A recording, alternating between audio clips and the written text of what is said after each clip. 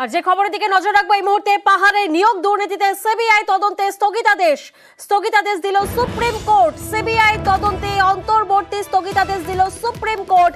পাহাড়ে নিয়োগ দুর্নীতিতে সিবিআই তদন্তে স্থগিতাদেশ।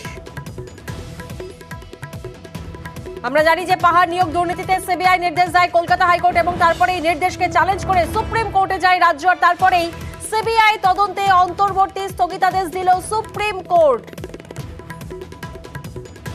পাহাড়ে নিয়োগ দুর্নীতিতে সিবিআই তদন্তে স্থগিতাদেশ। আরো একবার আপনাদেরকে জানিয়ে রাখি যে পাহাড় নিয়োগ দুর্নীতিতে সিবিআই তদন্তের নির্দেশ দেয় হাইকোর্ট, যে নির্দেশকে চ্যালেঞ্জ করে সুপ্রিম কোর্টে যায় রাজ্য, আর তারপরেই নিয়োগ দুর্নীতিতে সিবিআই তদন্তে স্থগিতাদেশ। সিবিআই তদন্তে অন্তর্বর্তী স্থগিতাদেশ দিল সুপ্রিম কোর্ট। 2 সপ্তাহ পর সুপ্রিম কোর্ট